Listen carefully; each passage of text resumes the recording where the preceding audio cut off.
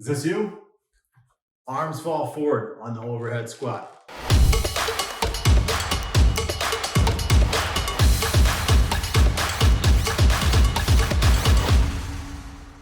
What's up? It's Joey Thurman. Now today we're going to work on what's happening when the arms fall forward when you're doing overhead squat. Often if you're doing a shoulder press, I notice this a lot as well. When people press up, they can't get that full extension. What's causing that? I'm glad you asked. Here's what's causing that. Now, most likely you have a different length tension relationship with your body here. So basically the muscles aren't working together the way they should. Now, if you have that overhead squat and the arms are falling forward, most likely you have tight lats here, which are internally rotating the shoulder, anterior delts, and that pec minor right in here, pec major, okay? So we need to release those areas, okay? So we're gonna get a release on there. We'll do some foam rolling. We're gonna lengthen. So these are really tight. Release and lengthen. Then after that, we're going to activate the posterior muscles, which aren't firing enough to stabilize you. Okay, for sake of time, we're gonna do one side at a time here. I have my foam roller. I'm gonna start getting my lats, okay? Big wings here. I'm really gonna focus on the insertion point, right underneath my armpit, and then I'm gonna roll across and I'm gonna hit right in that pec major, pec minor, anterior deltoid spot. Okay, so we're gonna work on those areas that are internally rotating. And then we're gonna lengthen, okay? So I've got the foam roller here. We're gonna start on one side. Now you wanna do this for about 30 to 60 seconds each side. So basically we come down, I'm gonna roll up, and you're gonna see when I find that spot, I'm gonna kind of cringe a little bit. And there it is. So I'm gonna hold on this spot when you feel that knot for at least 30 seconds. Then I like to roll through and see if I can find, oof, another knot.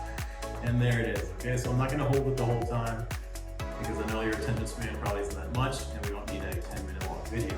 Now from here, I'm simply gonna roll over right here and I'm gonna hit my pec minor, pec major. That's a really tight area, especially as we're sitting down, typing, or getting text done. I'm gonna hold here 30 to 60 seconds and try to release that area, okay?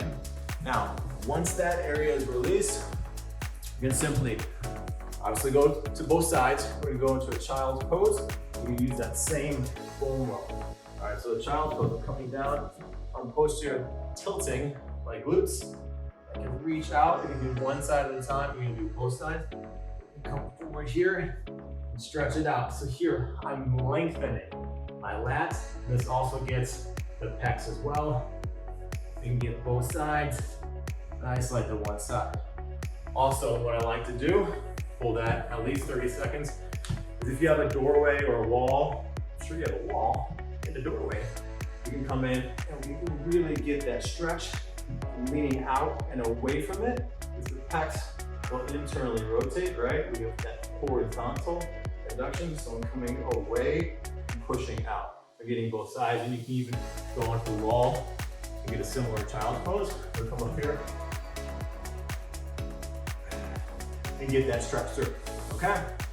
So we release, we lengthened, now what do we do?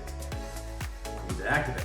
What we're gonna do is essentially, we're gonna bend over, we're gonna do an imaginary bent over row with a press and a lat pull down. So I'm gonna come down here, I'm hinging at the hips, out of sight, and I'm pulling, I'm gonna row, shoulder blades back, externally rotate here, press up. So here, my upper back, mid traps, they're all firing, pull down, squeeze through, rotate back, push down or dive into the water. Up, squeeze through, rotate, extend out from the back. It looks like this. Down, in, squeeze through, rotate. I'm trying to bring my scapula, so my shoulder blade, into my back pocket here. Rotate, extend out, and squeeze through there. Got it? Now you can also go into a ground cobra, which will get that similar posterior area over on the ground here. I always have my hands up. They come back, squeeze, pause, hold, drop it down, and back through, okay? Once we did that, 10 to 15 reps there, we're gonna go into the integration exercise. Okay, work on that neuromuscular reeducation. All right, so check it out. Okay, now we're gonna go into that integration exercise. So here, I just have a band tightly secured with my door here. Now you can do this with cables as well, all right? We're just gonna do a squat and a row. Simple. I step back, I'm gonna grab the band, I'm going to go squat down, coming up, and then rowing in, squeezing my shoulder blades together, squat down, come up, row in. I'm bracing through my abs. You don't need to bring your arms as far back as possible because this will give that scapular elevation. Probably see a lot of people doing that with rows. So we extend out, wait till the heels come in, come back, just where I can get my shoulder blades into my opposing back pocket. So think about down with the shoulders and then squeeze together, okay? Just squatting down, come up, squeeze in and through. Now, if you can't get that squat range, you can simply go into a row and have just a hinged hip here and really focus on that retraction of the shoulder blades. All right, got it? Okay, so arms falling forward. What do we want to do? We want to work on tight lats, tight pecs. We roll those out. Okay, so we're going to isolate those and release those. And from there, we want to stretch out that area. Then we want to activate the underactive or lengthened areas, okay? So work on that posterior chain.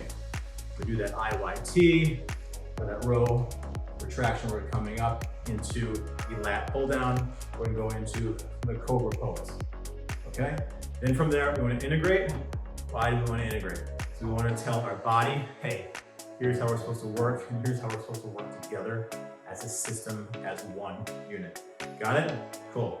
I'm Joey Thurman. Make sure you like, subscribe, follow me everywhere at Joey Thurman Fit.